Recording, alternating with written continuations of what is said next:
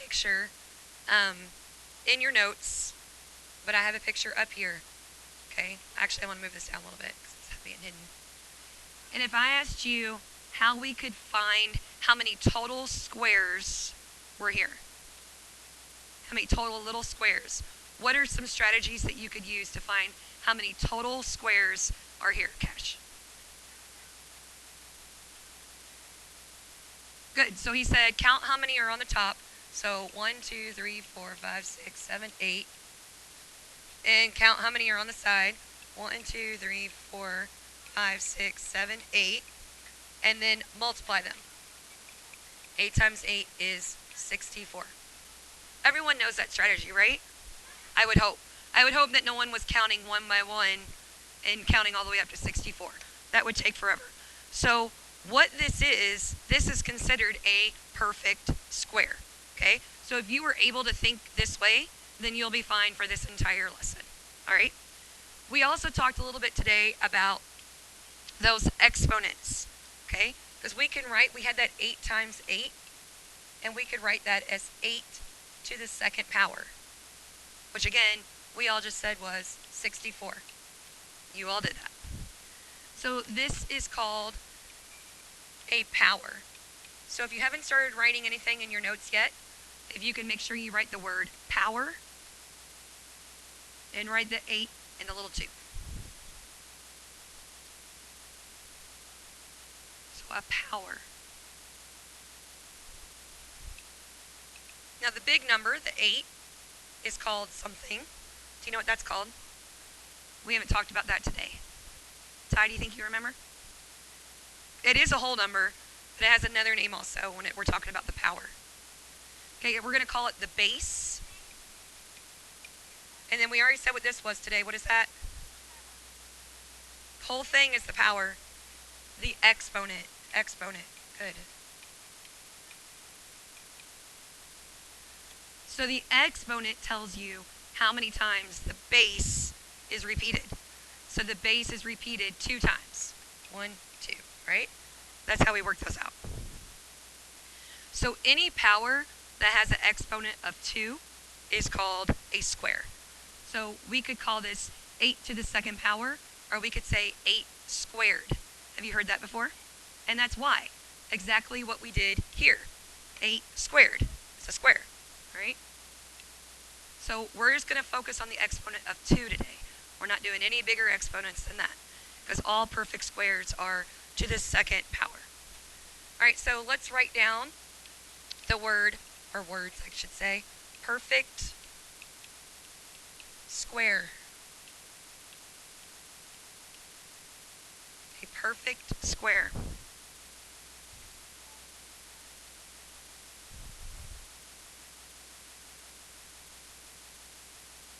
A perfect square is the square of a whole number.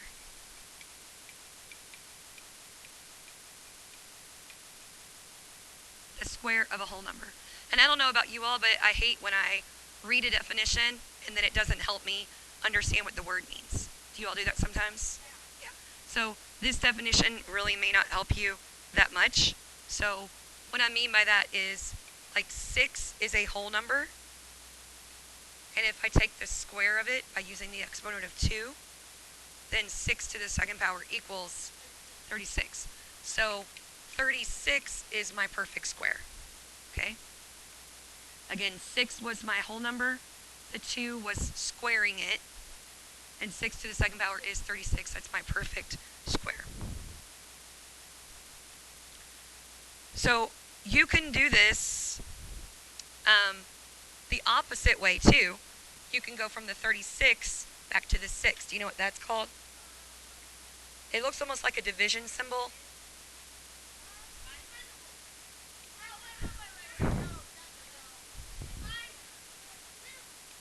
So we're using this.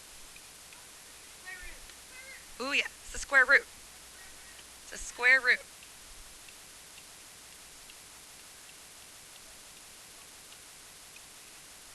A square root.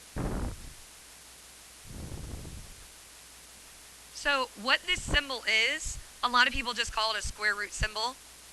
And that's true, but it's not the technical name for it. Does anyone know the real name for it? This is a tricky question. It's a ridiculous name. It's called a radical sign. Radical. It always makes me think of like a surfer or something. Radical, dude. So a radical sign. So when you're finding the square root of a number, you're looking at that radical sign. You're thinking to yourself, what number times itself equals 49? 7, right? Because 49 is a perfect square. Okay, so again, 49 is a perfect square because there's a number, 7, that's a whole number that we could square 7 times 7 to get 49. There are lots of numbers that are not perfect squares, okay? And we're not going to worry about those things today, but I just want you to point out that like a number like 15.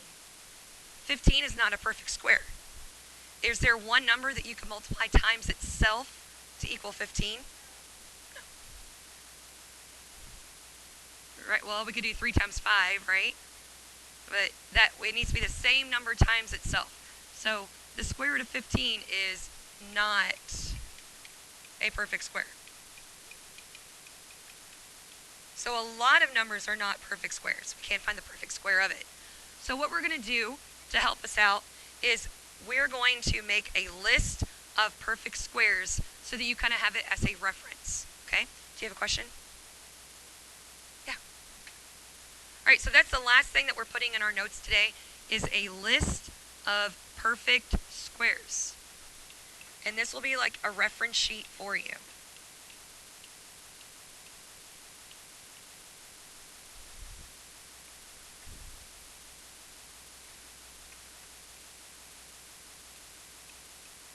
So the square root of 1, what number times itself would equal 1? 1. 1 times 1. It's kind of a tricky one.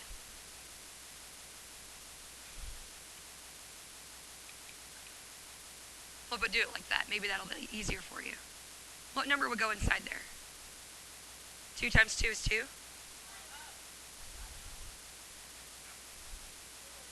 4. 2 times 2 is 4. It's okay. So our next number would be 3. So 3 times 3 is 9. So again, these are perfect squares. 1 is a perfect square. 4 is a perfect square. 9 is a perfect square. What's next? 4 times 4, 16. 4 times 4 is 16. So 16 is a perfect square. Very good. You're catching on. 5 times 5 is 25. You got it. Hold on.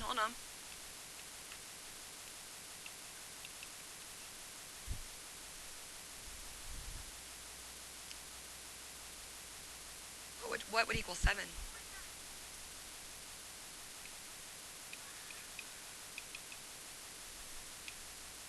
All right, so square root of what is 8? 64. 64. The square root of what is 9?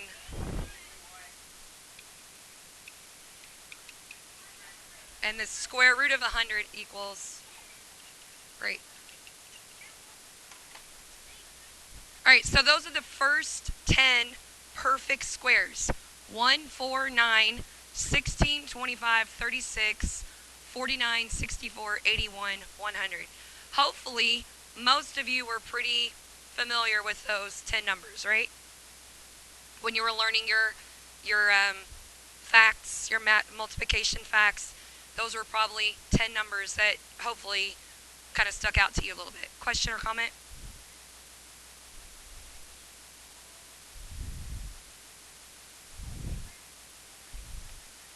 Exactly. That's exactly what a square root is. Do you have a question, Peyton? Yes. even though you don't have a calculator in front of you, since we're making a reference for yourself, I'm going to give you some more additional perfect squares, okay? But I don't expect you to have these memorized. I don't even have a lot of them memorized, okay? So, the square root of 121 equals 11. The square root of 144 equals 12. I hope you're writing these down. You will want this for your assignment. If you have this for your assignment, the assignment will be easy. The square root of 169 equals 13. The square root of 196 equals 14. The square root of 225 equals 15. The square root of 256 equals 16. I'm switching colors only to make it a little bit easier to see the difference. The square root of 289 is 17. We're going to 25. Yeah, sorry. This is the last thing. The square root of 324 is 18.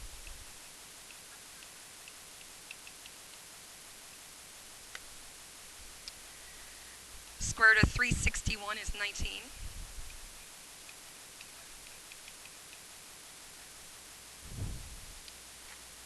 Square root of 400 is 20.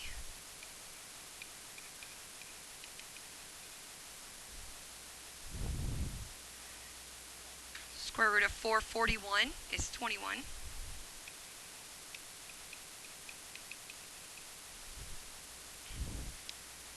Square root of 484 is 22.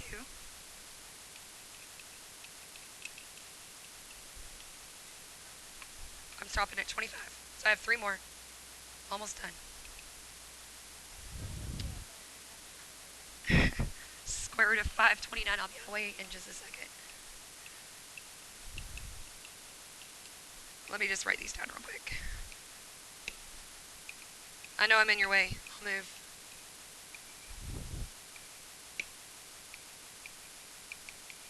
Alright. Here's your last 3. So go ahead and get those in your notes. And you will have that as your reference. And I'm telling you that if you are able to have this as a reference, then this assignment is going to be easy for you. Okay? It is a lot of numbers. And really the only ones that I want you to be really familiar with as being perfect squares are those first 10. Okay?